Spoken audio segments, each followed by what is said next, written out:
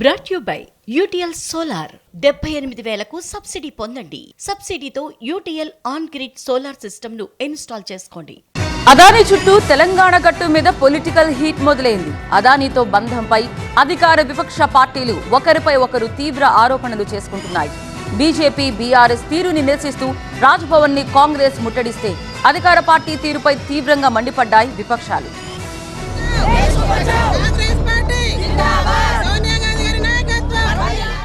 మణిపూర్ అల్లర్లు గౌతమ్ అదానీపై వచ్చిన ఆరోపణల అంశంలో కేంద్రం వైఖరిని నిరసిస్తూ చలో రాజ్భవన్ కార్యక్రమాన్ని చేపట్టింది తెలంగాణ కాంగ్రెస్.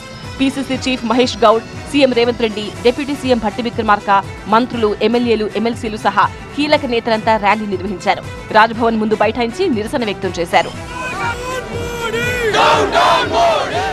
అదానీ ప్రధాని కలిసి దేశం పరువు తీశారని కాంగ్రెస్ ఆరోపిస్తోంది. అదానీ మీద వచ్చిన ఆర్థిక అవకతవకల ఆరోపణలపై జేపీసీ వేయాలని కాంగ్రెస్ నేతలు డిమాండ్ చేశారు.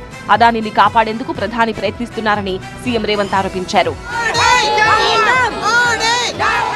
ఇక బీఆర్ఎస్ నేతలపైన సీఎం రేవంత్ రెడ్డి ఆగ్రహం వ్యక్తం చేశారు. అదానీ వ్యవహారంలో బీఆర్ఎస్ వైఖరేంటో స్పష్టంగా చెప్పాలని డిమాండ్ చేశారు. బీజేపీతో ఉన్న చీకటి ఒప్పందంలో భాగంగా అదానీని కాపాడేందుకే బీఆర్ఎస్ ప్రయత్నిస్తోందన్నారు సీఎం రేవంత్.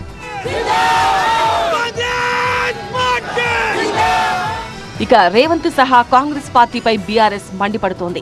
రేవంత్ రెడ్డి ఢిల్లీలో అదానీతో దోస్తీ చేస్తూ గల్లీలో కుస్తీ పడుతున్నారని విమర్శలు చేస్తోంది. ముఖ్యమంత్రికి చిత్తశుద్ధి ఉంటే అదానీతో చేసుకున్న 12,400 కోట్ల ఒప్పందం రద్దు చేసుకోవాలని డిమాండ్ చేస్తోంది గులాబీ పార్టీ. ఇక బీజేపీ సైతం ఈ అంశంపై తీవ్రంగా స్పందించింది. సీఎం హోదాలో ఉన్న రేవంత్ రెడ్డి రాజ్భవన్ ను ముట్టడించడం వెంటనే నిలదీస్తోంది. అదానీ విషయంలో నిరాధార ఆరోపణలు చేయడమే గాని ఒక్క ఆధారమైనా చూపించగలరా అంటూ కాంగ్రెస్ ను సవాల్ చేస్తోంది కమలం పార్టీ. అదానీతో కాంట్రాక్టులు చేసుకున్న రేవంత్ సర్కార్కు మాట్లాడే అర్హత కూడా లేదంటోంది. రాజ్భవన్ ముందు అధికార పార్టీ ధర్నా చేయడాన్ని విపక్షాలు తప్పుబడుతున్నాయి.